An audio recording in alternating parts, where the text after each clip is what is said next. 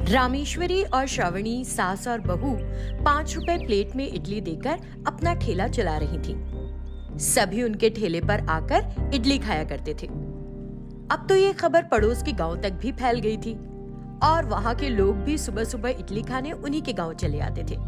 एक दिन एक आदमी ने इडली खाई और 5 रुपए से ज्यादा पैसे देने लगा। यहाँ एक प्लेट इडली सिर्फ 5 रुपए की है बाबूजी। मुझे पता है, लेकिन 5 रुपए में आपको क्या लाभ मिलता होगा, इसीलिए दे रहा हूँ, उस आदमी ने कहा। ये सुनकर रामेश्वरी ने जवाब दिया, हम ये दुकान लाभ के लिए नहीं चला रहे, बस चाहते हैं कि सब यहाँ आकर इडली खाएं और खुश रहें। 5 रुपए ही दीजिए। जब वो ये बात कह रही थी, उसका पोता श्रवण सब सुन रहा था कि वो क्या कह रही है और समझने की कोशिश भी कर रहा था। एक दिन जब श्रवण स्कूल से वापस आ रहा था तो उसने एक व्यक्ति को सामने से आते देखा जो बहुत कमजोर लग रहा था। वो ठीक से चल भी नहीं पा रहा था। जब तक श्रवण उसके पास पहुंचा, वो अचानक चक्कर खाकर बेहोश हो गया। श्रवण ने तुरंत उसे जाकर उठाया और कहा, दादा थोड़ा पानी पी लो। उसने अपने बैग से पानी की बोतल निकाली और उस बूढ़े को पानी पिलाया। वो बूढ़ा इतना प्यासा था कि उसने गटागट करके सारा पानी पी लिया। भूख लगी है, बहुत भूख लगी है, वो पेट पकड़कर कह रहा था। श्रवण ने इधर उधर देखा तो उसे कुछ दूर एक होटल दिखाई दिया। वो तुरंत होटल पर गया। उसके पास 5 रुपए थे। उसने कहा, ये लो 5 रुपए, मुझे खाना दे दो। उसकी बात सुनकर मैनेजर हंस पड़ा। आजकल 5 रुपए में मिलता क्या है, हमारे यहाँ खाना 20 रुपए का है तुम्हारे पास? उसने कहा। श्रवण दौड़कर अपने घर गया और देखा कि रामेश्वरी खाना बना रही है। उसने तुरंत जाकर रामेश्वरी को उस बूढ़े आदमी के बारे में बताया। फिर दोनों जाकर उस बूढ़े को अपने घर ले आए और रामेश्वरी ने उसे अच्छे से खाना खिलाया। उस बूढ़े आदमी ने श्रवण को आशीर्वाद दिया और चला गया। तब श्रवण ने अपने पास रखे 5 रुपए रामेश्वरी को दिए और कहने लगा, दादी ये 5 रुपए ले लो। तू ये पैसे मुझे क्यों दे रहा है, अपने पास ही रख। रामेश्वरी के कहने पर, दादी माँ आप जो भी आता है और इडली खरीदता है उसके लिए 5 रुपए लेती हैं, लेकिन उस आदमी ने तो पूरा खाना खाया। मेरे पास अभी इतना पैसा नहीं कि पूरे खाने के पैसे दूं। ऐसे भी। जब श्रवण ने ऐसे कहा तो उसकी माँ अपने बेटे को इस तरह बातें करते देख बहुत प्रसन्न हुई। फिर एक दिन श्रावणी और रामेश्वरी दोनों शहर में सामान खरीदने गई। उन्हें जिन जिन चीजों की जरूरत थी उन्होंने खरीदा और वापस ऑटो से घर लौट रही थी। रास्ते में उन्हें एक परिवार दिखाई दिया। उस परिवार के 2 छोटे बच्चे कह रहे थे, माँ हम भूखे हैं, भूख लग रही है माँ, और रो रहे थे। तब माँ ने अपने पति से कहा, क्या तुम बच्चों के लिए कुछ खाने के लिए नहीं ला सकते? सुबह खाया था, उसके बाद कुछ नहीं। बच्चों से कहो कि थोड़ी देर और सब्र करें। मेरे पास इतने पैसे नहीं हैं कि मैं कुछ और खरीद सकूं। कुछ ही मील दूर पर रामेश्वरी और श्रावणी नाम की सास बहू एक ठेला चलाती हैं और 5 रुपए में इडली भरपेट खिलाती हैं। जब रामेश्वरी और श्रावणी ने सुना तो वो जल्दी जल्दी घर पहुंची और बहुत सारी चीजें बनाकर उनके आने की बाट जोहने लगी। वो परिवार उनके घर के पास पहुंचा। रामेश्वरी जी कहाँ रहती बताएंगी? उन्होंने श्रावणी से पूछा। यही घर है उनका, आइए। वो उन्हें घर के अंदर ले गई और उन्हें बिठाकर अच्छी तरह से खाना खिलाया। उन्होंने खूब खाया और 5-5 रुपए देकर चले गए। उस रात जब श्रवण रामेश्वरी के साथ सो रहा था तो अचानक कहने लगा, दादी माँ सुबह तुम सिर्फ 5 रुपए में भरपेट इडली खिलाती हो, लेकिन दोपहर में 5 रुपए में कोई पूरा खाना नहीं खिलाता। वो बेचारा बूढ़ा तुम्हें याद है? उसके पास खाना खरीदने के लिए पैसे ही नहीं थे। उस तरह के बहुत सारे लोग हैं जो बिना खाए रात में सो जाते होंगे। ये कहकर उसकी नींद लग गई। रामेश्वरी ने जब श्रवण की बात को ध्यान से सुना तो वो पूरी रात इसी पर विचार करती रही। रामेश्वरी ने उस परिवार के बारे में भी सोचा जिसके पास सिर्फ 5 रुपए थे और किस तरह उन्होंने उसके पूरे परिवार को खाना खिलाया था। वो सुबह उठकर श्रावणी के पास गई। बहू श्रावणी, कल से हम 5 रुपए में दोपहर का खाना भी खिलाना शुरू करें क्या? उसने उससे कहा। तो श्रावणी तुरंत बोल पड़ी, सासू माँ, मैं खुद आपसे ये बात कहना चाहती थी, लेकिन आपने पहले कह दी। श्रावणी ने कहा तो रामेश्वरी बहुत खुश हुई। उस दिन के बाद से सास बहू ने 5 रुपए में दोपहर का खाना देना भी शुरू कर दिया। ये खबर भी अड़ोस पड़ोस के सारे गांव तक पहुंच गई और लोग आकर दोपहर का खाना भी उनके ठेले से खाने लगे। नारायणपुर नाम के गांव में सुब्रमण्यम और दुर्गा रहते थे। शादी के 10 साल बाद भी उन्हें कोई संतान नहीं हुई थी। संतान पाने के लिए उन्होंने कई मंदिरों में जाकर पूजा अर्चना की, लेकिन सब कुछ व्यर्थ रहा।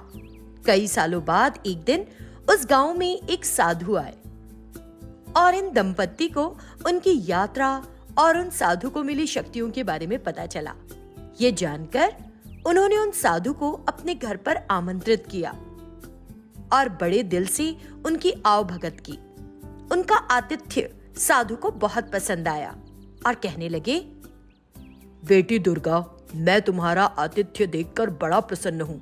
अब बताओ तुम्हारी क्या इच्छा है, मैं जरूर पूरी करूंगा।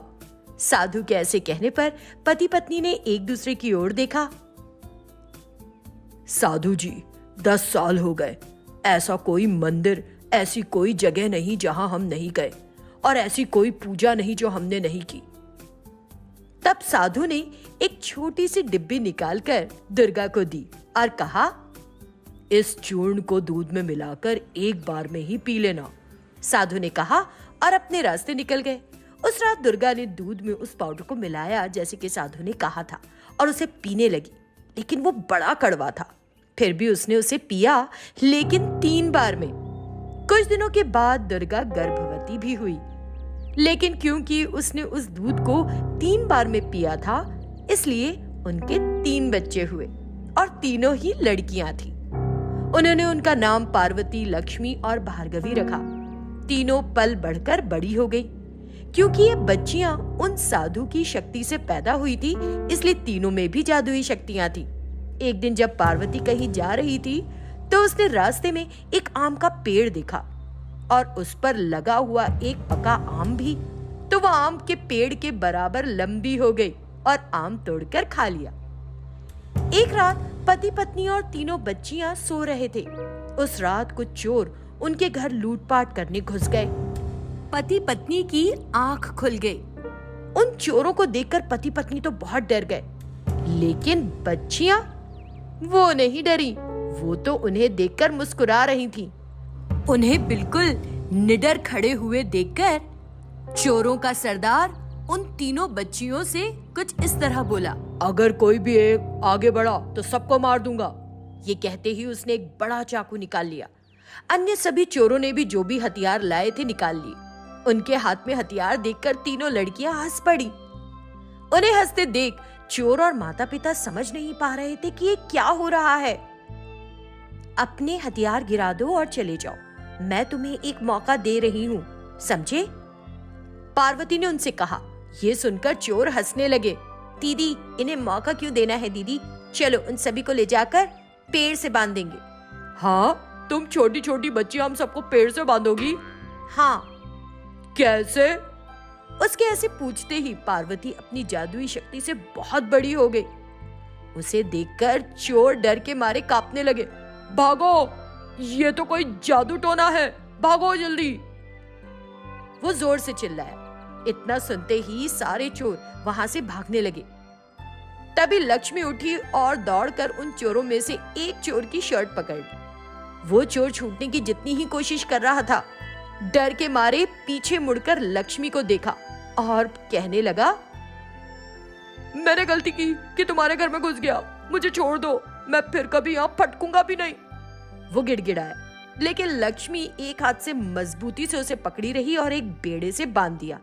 मैंने तुम्हें पहले भागने का मौका दिया था, तुम्ही ने तो मना किया था, अब ये तुम्हारी किस्मत है। उसे बेड़े से बांधकर वो दूसरे चोर को पकड़ने गई। दूसरी ओर भार्गवी ने एक चोर के चारों तरफ आग की लपटें लगा दी। चोर तेज लपटों को सहन नहीं कर पा रहा था और चिल्लाने लगा, देखो बहन, हम फिर कभी तुम्हारा घर लूटने नहीं आएंगे, मुझे माफ कर दो। वो गिड़गिड़ा रहा था तो भार्गवी ने दया दिखाई, अपने मुंह से पानी निकाला और आग बुझाकर उस चोर को छोड़ दिया। तीसरी बहन पार्वती बहुत बड़ी हो गई, चोर उसके सामने खिलौनों की तरह हो गए।